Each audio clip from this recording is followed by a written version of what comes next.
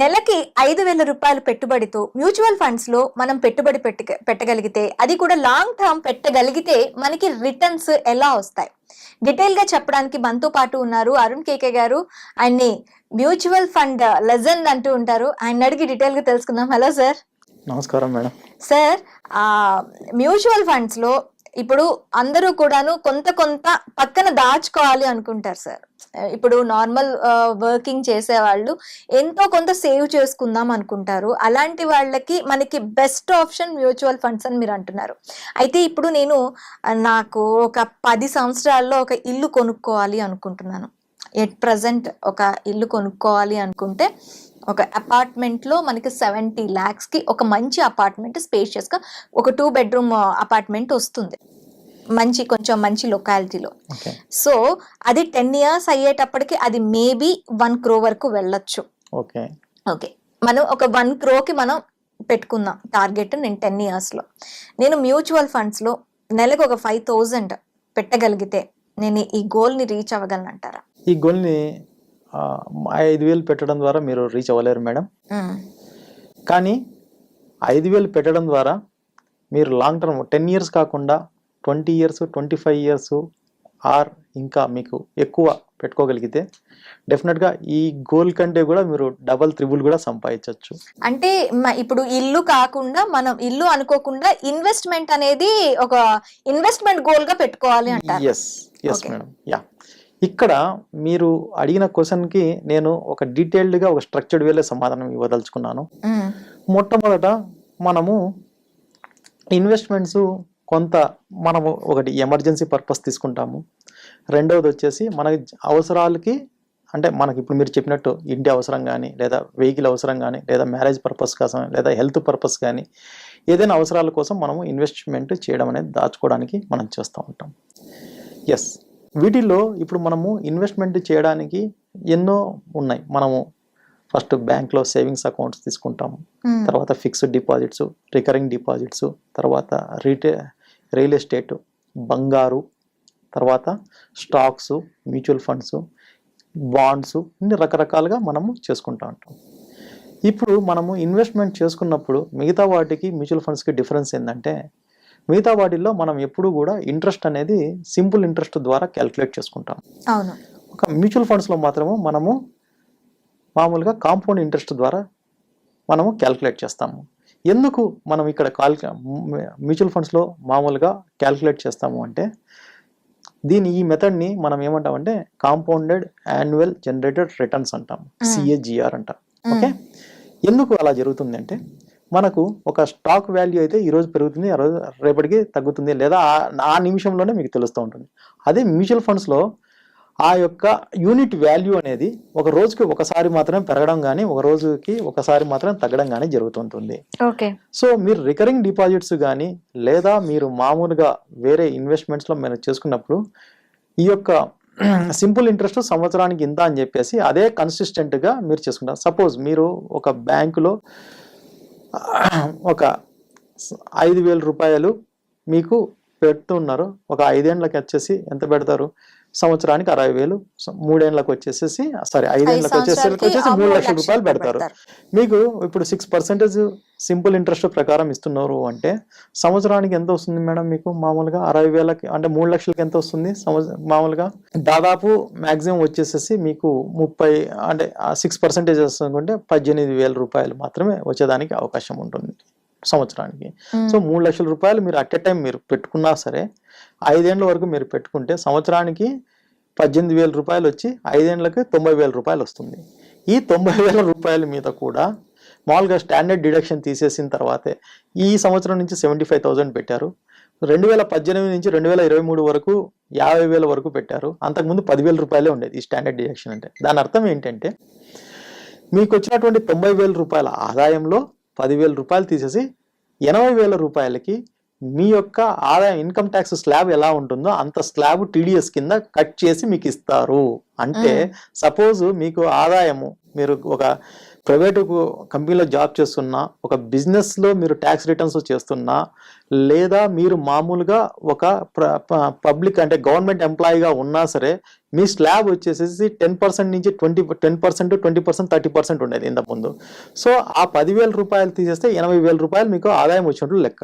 So మీరు కన్నా 20% స్లాబ్లో ఉంటే 80,000లో కూడా 20% అంటే ఎంత, దాదాపు 16,000 రూపాయలు టీడీఎస్ కింద కట్ చేసి మీకు ఎంత ఇస్తారు, 74,000 రూపాయలు మీకు మీ యొక్క అకౌంట్లో వేస్తారు. అంటే 3 లక్షల రూపాయలకి 5 ఏళ్ళకి ఎంత వచ్చింది మీకు, 74,000 రూపాయలు. This is called simple interest.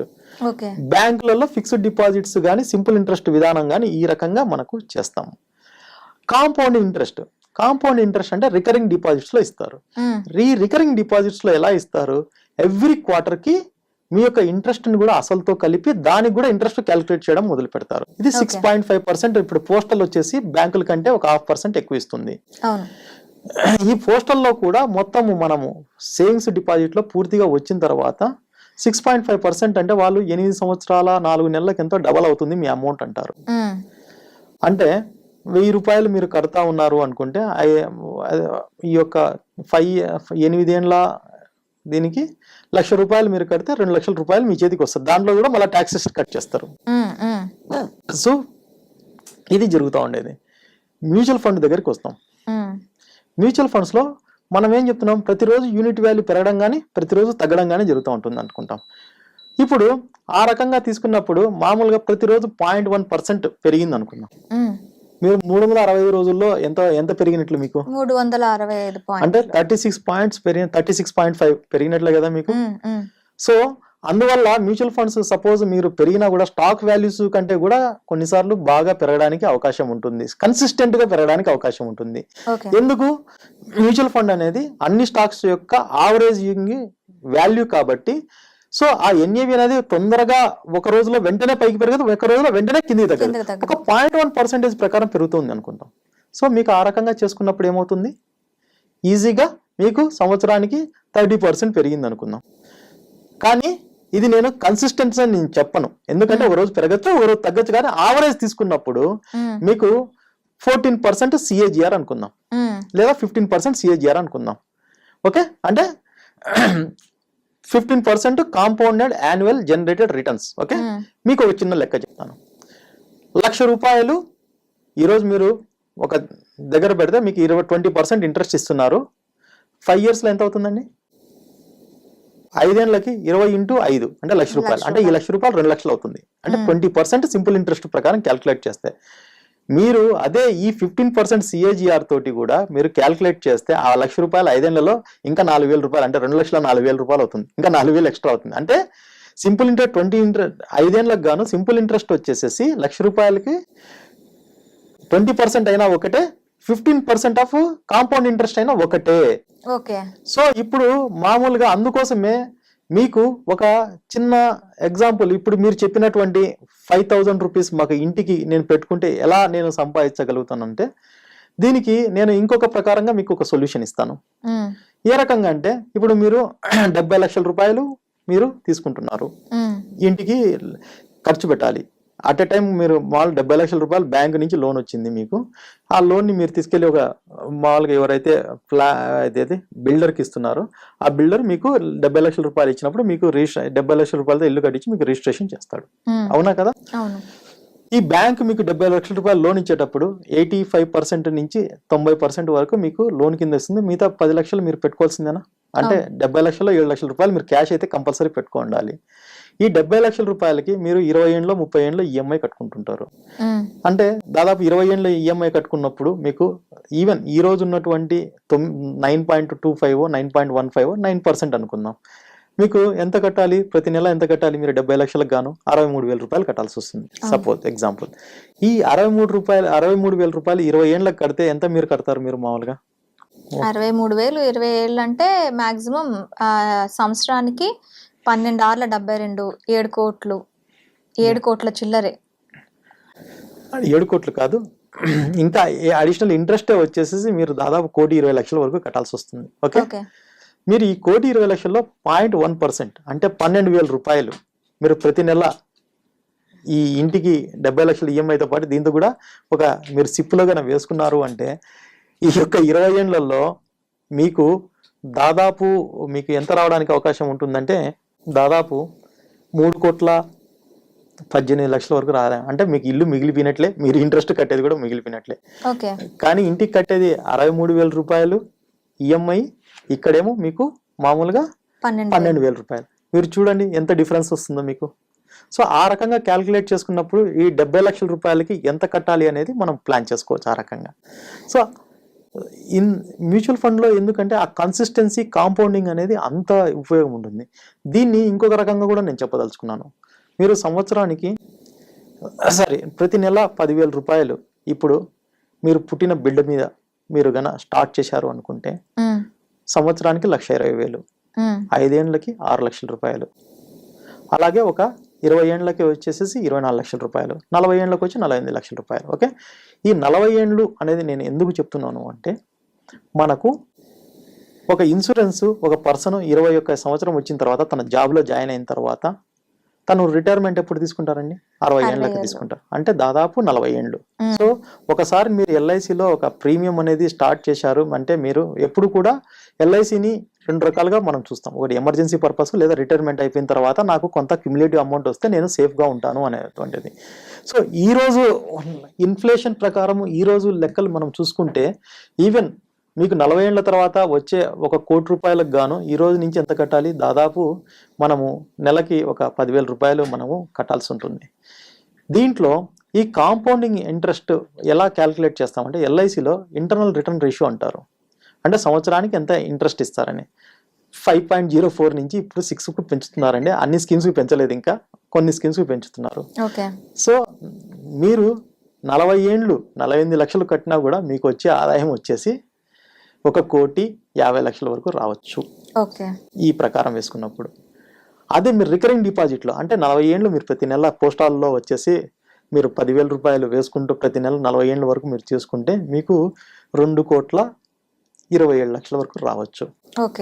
అదే ఒక మ్యూచువల్ ఫండ్లో మామూలుగా నేను లీస్ట్ ఇంతవరకు కూడా నా జీవితంలో ఏ కస్టమర్కి కూడా ఇంతకంటే తక్కువ కాంపౌండింగ్ ఇంట్రెస్ట్ జనరేట్ చేయకుండా ఇవ్వలేదు. అది ఎంత అంటే మినిమం అంటే 12%. సో నేను 12% తోటి మీరు క్యాల్కులేట్ చేసుకున్నప్పుడు 40 ఏళ్ళకి ఒక్కసారి మీరు ఊహించగలరా ఎంత పర్సెంటేజ్ ఎంత ఉంటుంది అనేది? 9,70,00,000 రూపాయలు. చూడడానికి మనకి సింపుల్గా ఒక 5% డిఫరెన్స్ తోటి.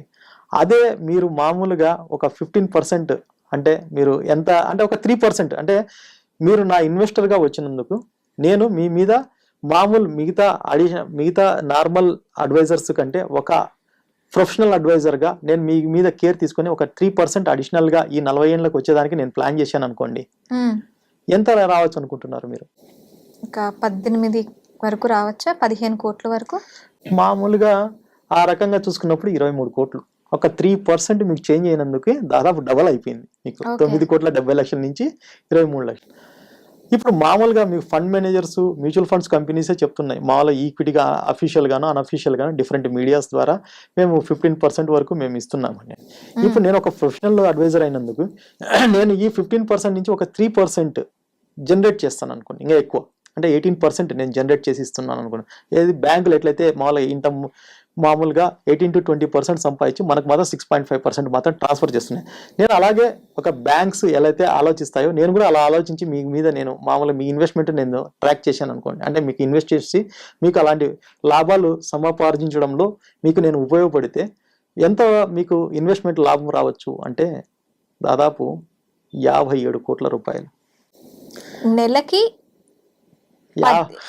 10,000 రూపాయలతోటి. 40 సంవత్సరాలు. ఓకే. సో అంటే ఆ రోజు పిల్లలకి మామూలుగా ఇప్పుడు పుట్టిన బిడ్డకి 40 ఏళ్ళు వచ్చేటప్పటికి అతను కూడా జీవితంలో ఎన్నో చూసుంటాడు, మ్యారేజ్ అయి ఉంటుంది, అతనికి పిల్లలు పుట్టింటారు, వాళ్ళకి ఉద్యోగం రావచ్చు.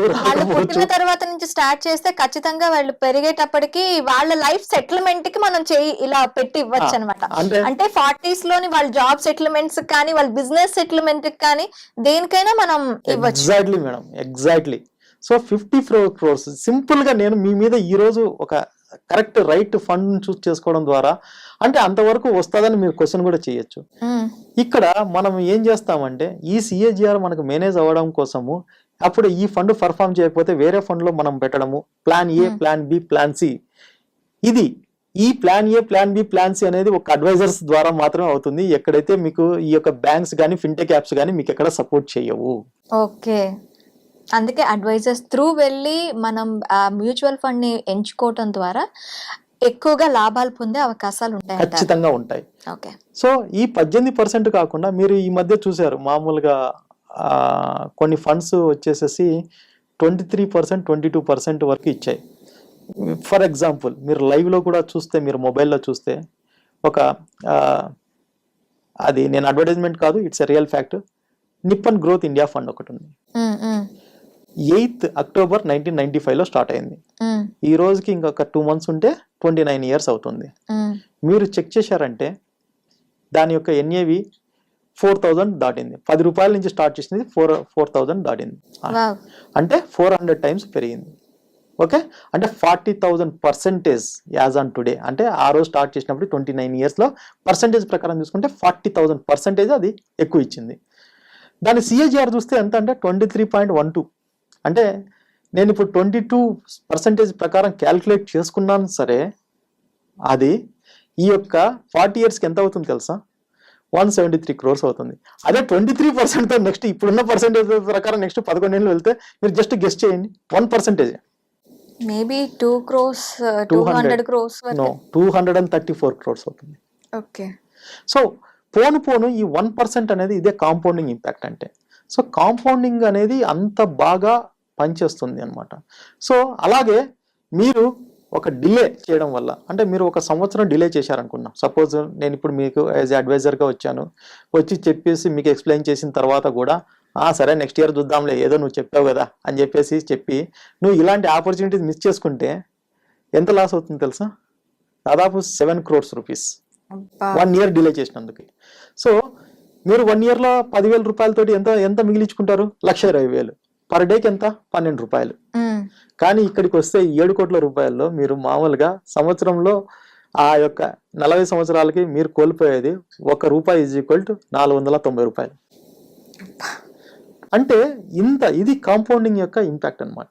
సో మీరు సరైన పర్సన్ని చూస్ చేసుకోవడం ద్వారా, సరైన స్కీమ్లో మీరు ఇన్వెస్ట్మెంట్ చేయడం ద్వారా మీ యొక్క మల్టిపుల్ టైమ్స్ని, అంటే మీ యొక్క ఇన్వెస్ట్మెంట్ని మల్టిపుల్గా చేయడం, ఇదే big logic. Okay sir. So దయచేసి అందరూ కూడా మ్యూచువల్ ఫండ్ యొక్క కాన్సెప్ట్ని సరిగ్గా అర్థం చేసుకొని సరైనటువంటి పర్సన్ని ఎంచుకోవడం ద్వారా, లేదా సరైనటువంటి స్కీమ్లో దాన్ని రైట్ టైంలో ఇన్వెస్ట్మెంట్ చేయడం ద్వారా మీరు చాలా చాలా చాలా అసలు మీరు అనుకోని ఇన్వెస్ట్మెంట్ యొక్క లాభాలను మీరు ఆర్జించగలుగుతారు. దట్టు కన్సిస్టెంట్గా ఆర్జించగలుగుతారు. మీ యొక్క జీవిత అవసరాలన్నింటినీ కూడా మామూలుగా తీర్చుకోవడమే కాకుండా తర్వాత మీరు ఎంత లావిష్గా కావాలంటే అంత లావిష్గా మీ యొక్క జీవితాన్ని గడపడానికి అవకాశం ఉంటుంది. ఇదంతా కూడా ఇన్ఫ్లేషన్ రేటుని బీట్ చేస్తూ కూడా మనం ముందుకెళ్ళచ్చు. అంటే ధరల పెరుగుదల, ఈరోజు నెలకి మీకు 40 రూపాయలు ఖర్చు ఉంటే నెక్స్ట్ ఒక 20 years తర్వాత దాదాపు 3 లక్షల రూపాయలు, 40 years తర్వాత 6 lakh rupees ఉండొచ్చు. కానీ మీకు ఒక 173 crores మీకు ఇలాంటివి వచ్చినప్పుడు ఒక 1% ఇంట్రెస్ట్ వేసుకున్నా కూడా పర్ మంత్ వచ్చేసేసి దాదాపు 1,70,00,000, ₹6 లక్షల మీకు ఎంతవరకు అంటే ఆ యొక్క ఖర్చు అనేది మీకు పీనట్స్తో సమానం అంట. ఈ రకంగా చూసుకున్నప్పుడు మ్యూచువల్ ఫండ్స్ అనేది లాంగ్ టర్మ్లో ఎంత ఇంపార్టెంట్సో మీరు ఆలోచించండి. అలాగే ఇన్సూరెన్స్ ఇవి కూడా అవసరమే. నేను చెప్పదలుచుకునేది ఏంటంటే ఇన్సూరెన్స్లో మీరు అది ఎమర్జెన్సీ కోసము లేదా రిటైర్మెంట్ పర్పస్ కోసమే మాత్రమే యూజ్ చేసుకుంటారు. కానీ మ్యూచువల్ ఫండ్స్ అనేది రెగ్యులర్ బేసిస్ మనము ప్రతి అవసరానికి మనం యూజ్ చేసుకునే విధంగా డిజైన్ చేయబడ్డాయి. కాబట్టి ఈ యొక్క కాన్సెప్ట్ని ఇంకా డీటెయిల్డ్గా మీరు కావాలనుకున్నప్పుడు మీరు ఎవరైనా సరే నా పర్సనల్గా మీరు కాంటాక్ట్ చేయొచ్చు, లేదా iDream TV ద్వారా మీరు కాంటాక్ట్ చేసినా నేను వాళ్ళందరికీ ఖచ్చితమైనటువంటి సమాధానం ఇవ్వడానికి నేను ప్రయత్నిస్తాను. నమస్కారం. Thank you sir.